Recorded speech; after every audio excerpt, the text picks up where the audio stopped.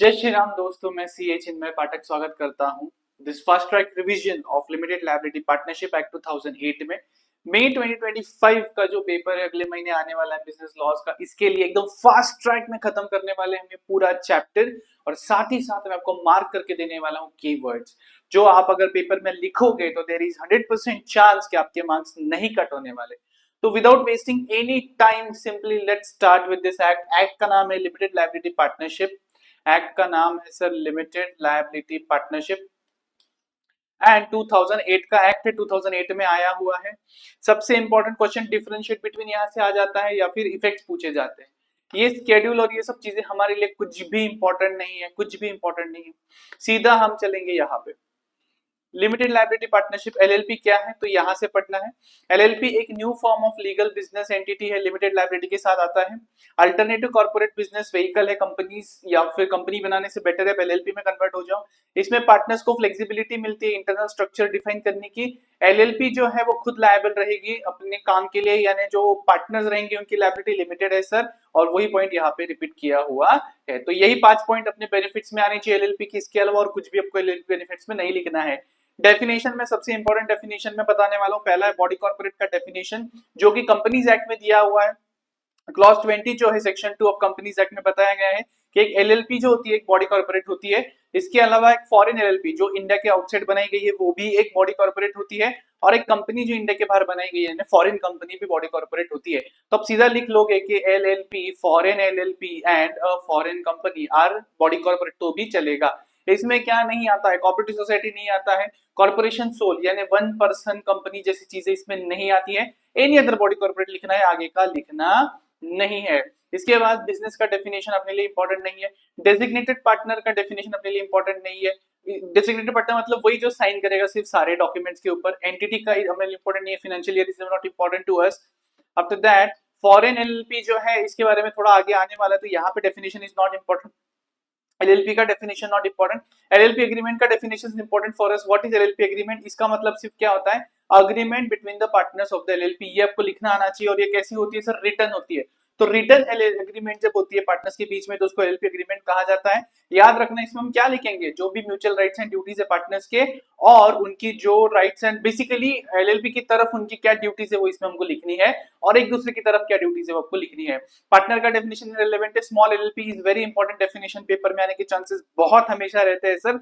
Small LLP का मतलब है पहले तो वो एलएलपी होनी चाहिए, दूसरा उसका जो कंट्रीब्यूशन है यानी कैपिटल कितना नहीं होना चाहिए सर, 25 लाख से एक्सीड नहीं होना चाहिए। लेकिन कब देखना है सर, ये तो मैं बताऊंगा आगे, पिछले साल का देखना है हमें।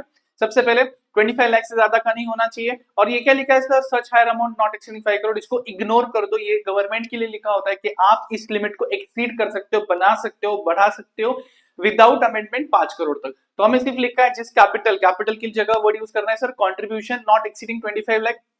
एंड दूसरा जिसका जो टर्नओवर है पीएनएल के हिसाब से या फिर as per the statement of accounts and solvency के हिसाब से कितना, does not exceed 40 lakh rupees, कितना 40 लाख। तो 25 लाख से कंट्रीब्यूशन या कैपिटल एक्सीड नहीं होना चाहिए, 40 लाख से एक्सीड नहीं होना चाहिए टर्नओवर।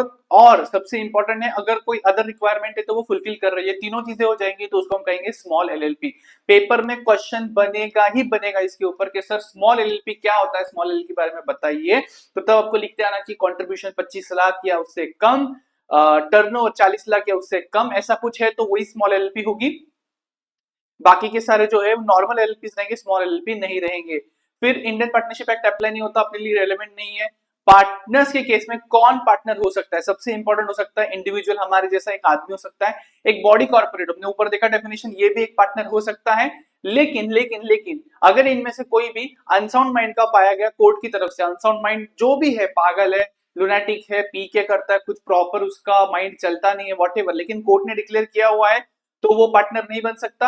अनडिस्चार्ज इंसॉल्वेंट है। अनडिस्चार्ज इंसॉल्वेंट का बहुत गहरा मीनिंग होता है सर। इंसॉल्वेंट यानी जो बंदा, उसकी लायबिलिटी जो है उसके असेट से ज्यादा है, मतलब लोन 10 करोड़ का लिया है, असेट 2 करोड़ के ही है, तो 8 करोड़ अभी डेफिसिट में, तो वो इंसॉल्वेंट हो गया। लेकिन अगर कोर्ट ने उसको, उसके लिए किसी बंदे को अपॉइंट करके, लिक्विडेटर को अपॉइंट करके उसके डेट सेटल करवा के उसको डिस्चार्ज कर दिया है, तो वो डिस्चार्ज इंसॉल्वेंट होता है और वो एक पार्टनर बन सकता है एलएलपी में।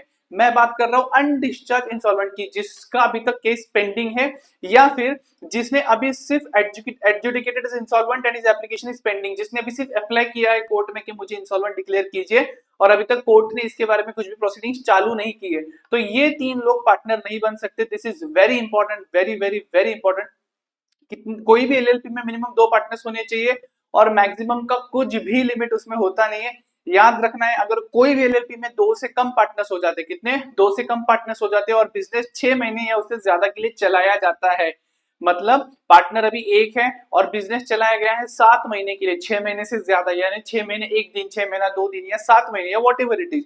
तो याद रखना कि जिस भी पार्टनर ने वो 6 महीने से ज्यादा बिजनेस चलाया है, 6 महीने तक जो भी लायबिलिटीज हुई है, जो भी है, तो ही शैल बी पर्सनली लायबल। आप कहोगे सर इसका क्या मतलब है? बेसिक है, एलएलपी बनाते हो तो पार्टनर की लायबिलिटी और एलएलपी की लायबिलिटी अलग रहेगी। एलएलपी जो भी करेगा, लोन लेकर जो भी करेगा, पार्टनर से पैसा रिकवर नहीं कर सकते। लेकिन अगर 2 से कम पार्टनर हो गए, यानी एक पार्टनर हो गया और बिजनेस 6 महीने से ज्यादा के लिए चलाया है, तो उन 6 महीने के दौरान और उसके बाद जितनी भी लायबिलिटीज आपने इनकर करी एलएलपी में, इसके लिए आप पर्सनली लायबल हो जाओगे। आपके घर पे आके आपके असेट्स बेच के हम पैसा रिकवर करेंगे। तो जो मैं मार्क करवा रहा हूं, यही यहाँ पे आपके कीवर्ड्स भी बनने वाले हैं, और जो मैं करवा रहा हूं रिवीजन भी यही से होने वाला है। इसके बाद सर डेजिग्नेटेड पार्टनर क्या होता है? सबसे इंपॉर्टेंट होता है डेजिग्नेटेड पार्टनर, वो होता है जो डे टू डे काम देखने वाला है, जो सारे इंपॉर्टेंट डॉक्यूमेंट्स पे साइन करने वाला है।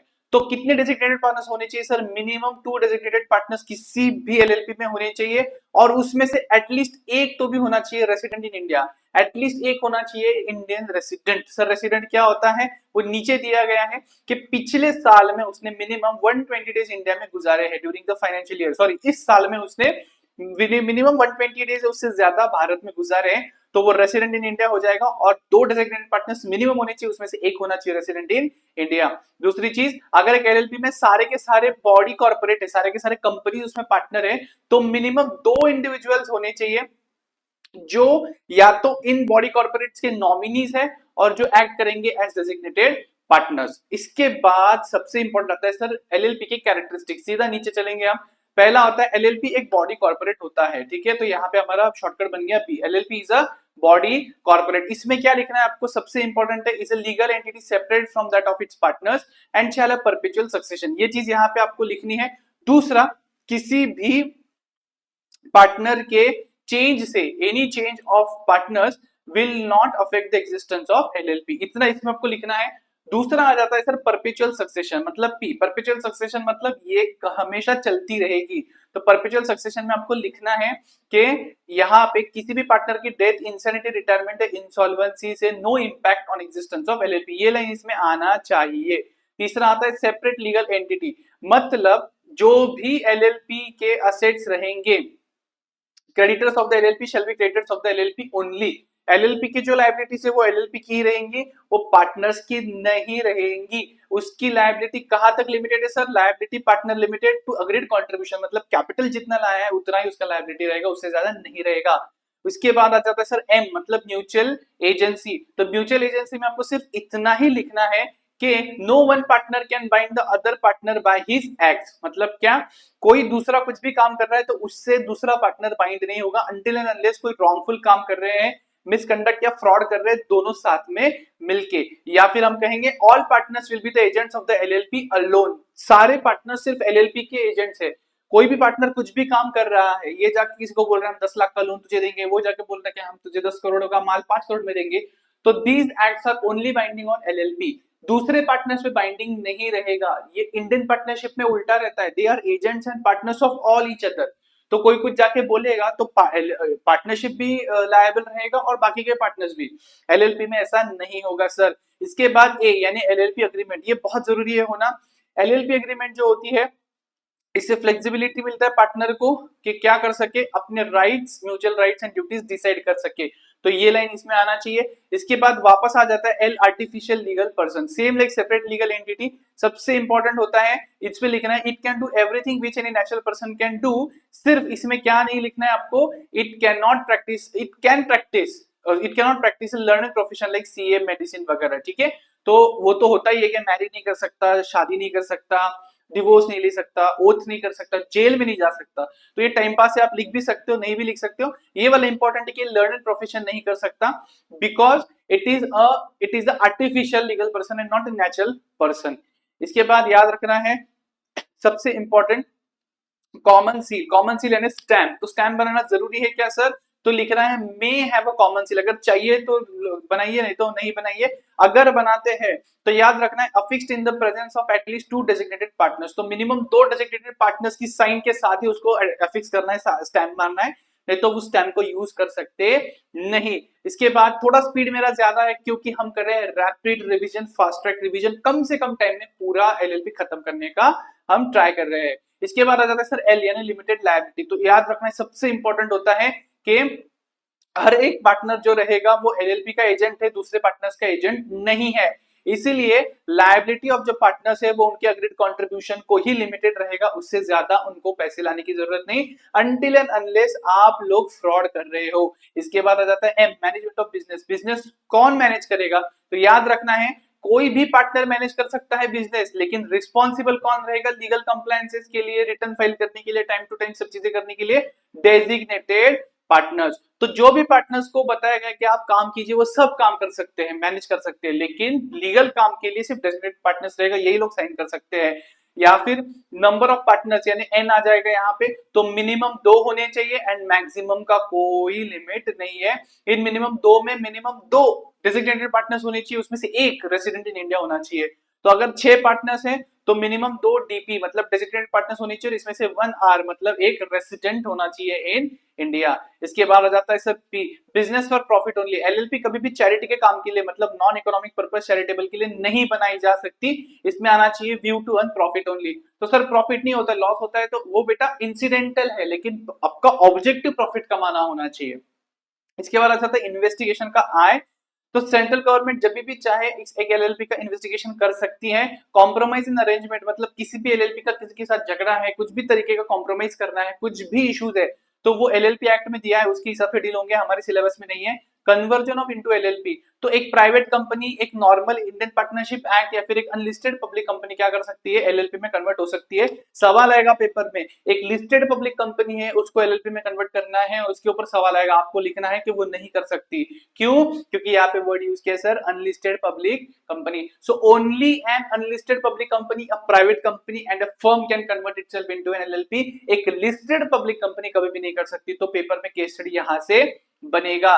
ई फाइलिंग, जितने भी डॉक्यूमेंट्स है पेपर में जाके सबमिट नहीं करने हैं, आपको मिनिस्ट्री ऑफ कॉर्पोरेट अफेयर्स की साइट पे जाके डेजिग्नेटेड पार्टनर्स की साइन के साथ ऑनलाइन डिजिटली सबमिट करने हैं। What is a foreign LLP? बहुत इंपॉर्टेंट है फॉरेन एलएलपी का, यहाँ पे उन्होंने दिया है। Foreign LLP basically foreign LLP ऐसी होती है जिसका FIR आउटसाइड इंडिया होता है, मतलब फॉर्म इनकॉर्पोरेट या रजिस्टर्ड आउटसाइड इंडिया है, बनी बाहर है या फिर रजिस्टर्ड आउटसाइड हुई है, इनकॉर्पोरेट आउटसाइड हुई है, लेकिन जिसका इंडिया में क्या है? Place of business with in India. तो बिल गेट्स ने यूएसए में एक एलएलपी बनाई, लेकिन इंडिया में आके एक ब्रांच खोला, तो उसको हम कहेंगे फॉरेन एलएलपी। बहुत इंपॉर्टेंट लिखना है, FIR आउटसाइड इंडिया है मतलब form incorporated registered outside India but place of business in India. याद रखना है एक फॉरेन एलएलपी इंडियन एलएलपी में पार्टनर बन सकती है, तो केस स्टडी में आ जाएगा, तो ये लिखना भूलना मत। इसके बाद सबसे इंपॉर्टेंट आ जाता है सर इनकॉर्पोरेशन कैसे किया जाता है एलएलपी का, एलएलपी बनाई कैसे जाती है। एलएलपी बनाने के लिए सबसे पहले आपको इनकॉर्पोरेशन डॉक्यूमेंट की जरूरत है। मतलब क्या? पहले 2 या उससे ज्यादा लोग लेके आइए लॉफुल बिजनेस करने के लिए, 2 या उससे ज्यादा लोग एक साथ लेके आइए लॉफुल बिजनेस के लिए, प्रॉफिट कमाने के लिए, जो कि अपना नाम लिखेंगे टू इनकॉर्पोरेशन डॉक्यूमेंट, मतलब एलएलपी एग्रीमेंट में जिनका नाम रहेगा। यही एलएलपी का अग्रीमेंट जो है, यही इनकॉर्पोरेशन डॉक्यूमेंट जो है, फीस के साथ रजिस्ट्रार ऑफ द स्टेट के को फाइल किया जाएगा मिनिस्ट्री की वेबसाइट के थ्रू। ठीक है, तो जहां पे भी आपका office of the LLP situated रहेगा, वहां का आपको जो जुरिस्डिक्शनल रजिस्ट्रार है उसको आपको फाइल करना है ये सारे डॉक्यूमेंट्स।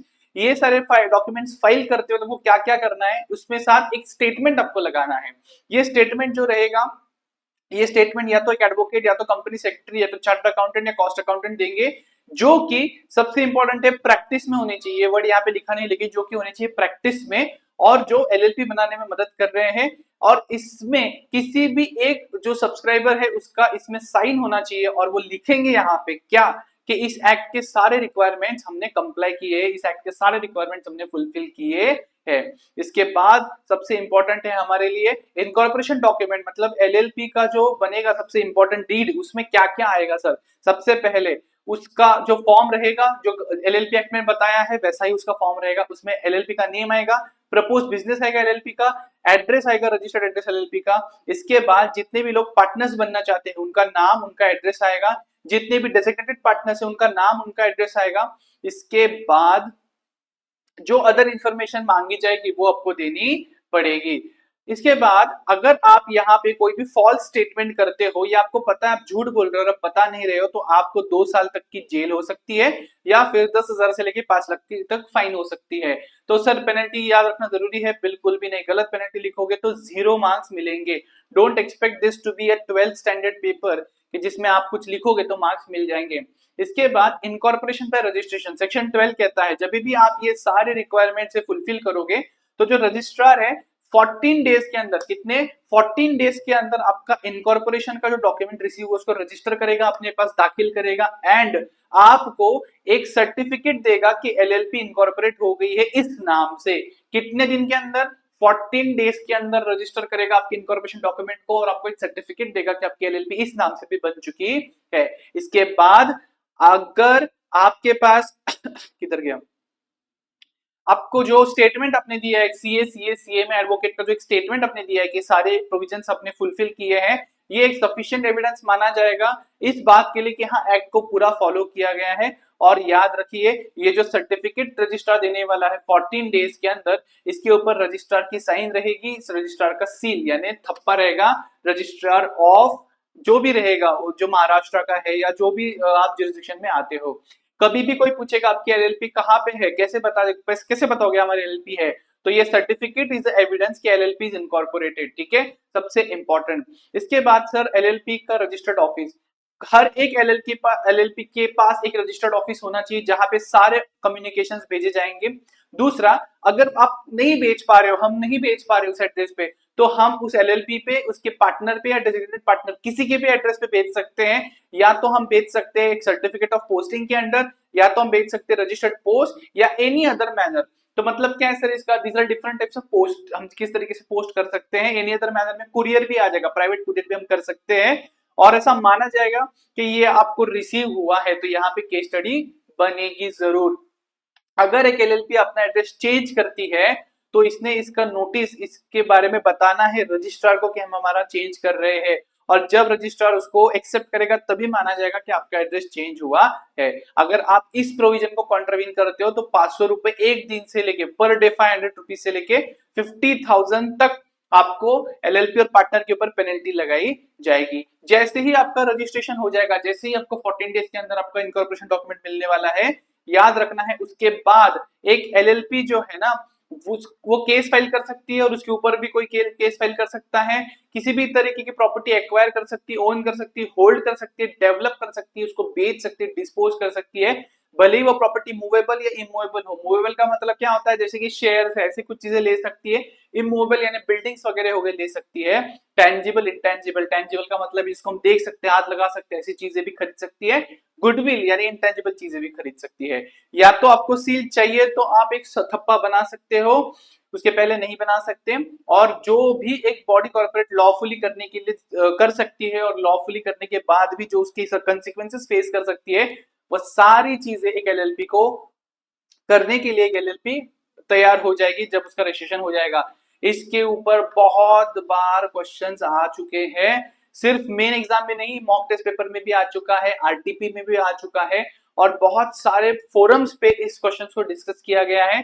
तो मैं आपको सजेस्ट करता हूँ, रिक्वेस्ट करता हूँ, एडवाइस करता हूँ कि इफेक्ट ऑफ रजिस्ट्रेशन को इग्नोर नहीं करना है, ध्यान से देख लेना है। इसके बाद सर नेम कैसा होना चाहिए एलएलपी का, सर एलएलपी का नेम कैसा होना चाहिए, नेम कुछ भी हो उसके आगे लिमिटेड लायबिलिटी पार्टनरशिप या फिर एलएलपी ऐसा वर्ड होना चाहिए। सर सेंट्रल गवर्नमेंट के ओपिनियन में अगर कोई भी नाम अनडिजायरेबल है, नहीं होना चाहिए, आपने लिख दिया कि इंडिया वेट्स पाकिस्तान एलएलपी, चलेगा क्या नाम? नहीं चलेगा।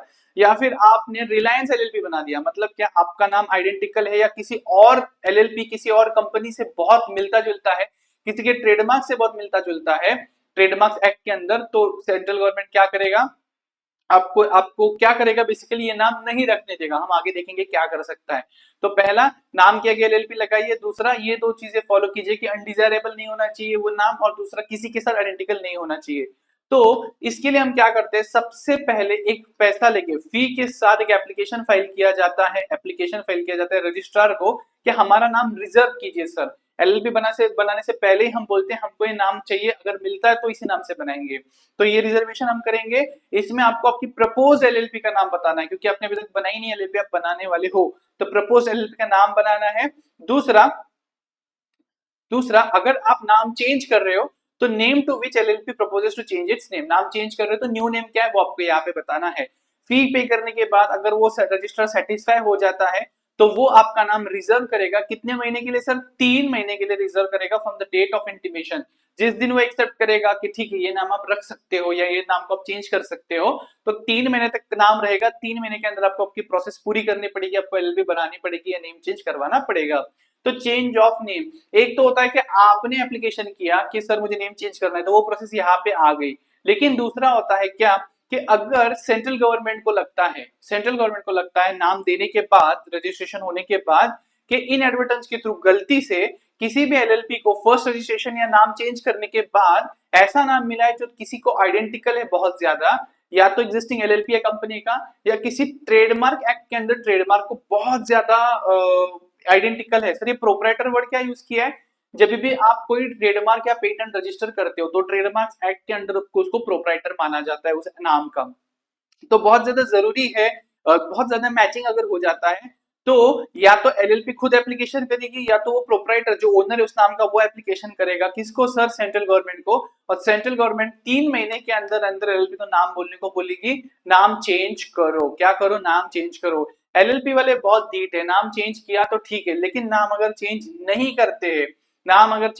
करते हैं तो ठीक है। मैं आपको पहले बता देता हूं कि सर क्या ये ऐसा हो सकता है कि वो जिसका ट्रेडमार्क है उसको 10 साल बाद याद आया कि अरे यार ये एलएलपी ने तो मेरा नाम ले लिया, चलेगा क्या? नहीं सर, आप केस फाइल कर सकते हो, एप्लीकेशन दे सकते हो। प्रोप्राइटर जो होता है रजिस्टर्ड ट्रेडमार्क का, वो सिर्फ 3 सालों तक दे सकता है from the date of incorporation और रजिस्ट्रेशन और change of name of LLP.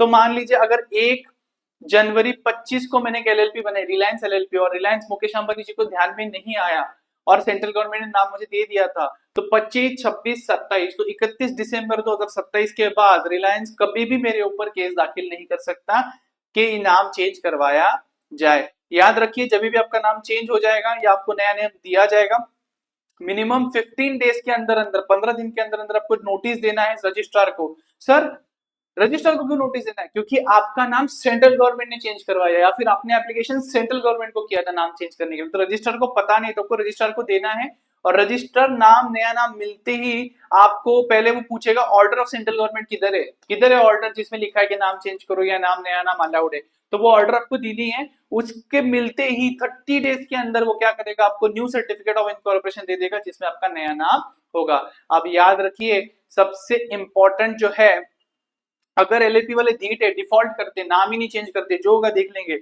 तो सेंट्रल गवर्नमेंट अपने आप पे ही एक नया नाम दे देगी एलएलपी को, और रजिस्ट्रार को डायरेक्ट करेगी, रजिस्ट्रार को फोन करके बोलेगी कि इस एलएलपी का नया नाम जो है वो एलएलपी के रजिस्टर में डाल, पुराना नाम कट कर दे और एक नया फ्रेश इनकॉर्पोरेशन सर्टिफिकेट उनको दे दे, तो जबरदस्ती नाम आपसे चेंज करवाएंगे। अभी ये differences with other forms of organisation, LLP versus partnership, हमको पढ़ लेना है, बहुत इजी है। इसके बाद आ जाता है this LLP versus company. Limited liability company है, प्राइवेट लिमिटेड, पब्लिक लिमिटेड नहीं है बेटा, नॉर्मल कंपनी है। तो एलएलपी को एलएलपी एक्ट 2008 में गवर्न किया जाएगा, इसको कंपनीज एक्ट 2013 में गवर्न किया जाता है। एलएलपी के मेंबर्स को, पर्संस को पार्टनर्स कहा जाता है, लेकिन जो पैसे लगाते हैं उनको मेंबर्स कहा जाता है कंपनी में। एलएलपी का इंटरनल गवर्नेंस जो होता है वो अग्रीमेंट के थ्रू होता है बिटवीन द पार्टनर्स, लेकिन जो एक कंपनी होती है एलएलसी उसका हो जाता है it's regulated by the statute, मतलब कंपनीज एक्ट के हिसाब से इंटरनल गवर्नेंस होता है। बेसिकली यहाँ पे हम एओए यूज करते हैं, आर्टिकल्स ऑफ एसोसिएशन। एलएलपी के नाम के एंड में एलएलपी सफिक्स होना चाहिए, पब्लिक कंपनी के नाम के एंड में लिमिटेड, और प्राइवेट कंपनी के नाम के एंड में प्राइवेट लिमिटेड होना चाहिए। एलएलपी में मिनिमम 2 पार्टनर्स होने चाहिए, मैक्सिमम का कोई लिमिट नहीं, लेकिन प्राइवेट कंपनी के केस में मिनिमम 2 मैक्सिमम 200, पब्लिक के केस में मिनिमम 7 मैक्सिमम नो लिमिट होते हैं। लायबिलिटी ऑफ मेंबर्स में आपको लिखना है कि पार्टनर्स की लायबिलिटी जो रहेगी उनकी अग्रीड कंट्रीब्यूशन कैपिटल तक ही रहेगी। यहाँ पे liability of a member is limited to the amount unpaid on the share, जितना शेयर का नॉमिनल वैल्यू वहां तक लायबिलिटी रहेगा। मतलब मैंने अगर 1000 रुपए का शेयर लिया है तो, और मैंने इस पे कंपनी ने सिर्फ 200 रुपए कॉल करे अब तक, तो अगर प्रॉब्लम आता है तो मुझे सिर्फ 800 रुपए देने पड़ेंगे ज्यादा, क्योंकि मेरी उतनी ही लायबिलिटी, से ज्यादा मुझे पैसे देने पड़ेंगे नहीं। याद रखना है इस एक एलएलपी के जो मैनेजमेंट होता है वो पार्टनर्स करते हैं, डेजिग्नेटेड पार्टनर्स करते हैं, लेकिन कंपनी का जो मैनेजमेंट होता है वो बोर्ड ऑफ डायरेक्टर्स करते हैं। मिनिमम 2 डेजिग्नेटेड पार्टनर्स होने चाहिए कंपनी के केस में, एलएलपी के केस में, और कंपनी के केस में minimum 2 directors, and public company के केस में मिनिमम 3 डायरेक्टर्स होने चाहिए। और इसी के साथ हमने कीवर्ड्स के साथ साथ पूरा का पूरा एलएलपी एक्ट का एकदम फास्ट ट्रैक रिवीजन कंप्लीट किया है रफली 25 मिनट्स में। तो आई होप आपको पसंद आया है, एंड प्लीज प्लीज प्लीज इसको रेफर कीजिए, शेयर कीजिए मैक्सिमम के फ्रेंड्स के साथ। Thank you so much everybody, thank you so much.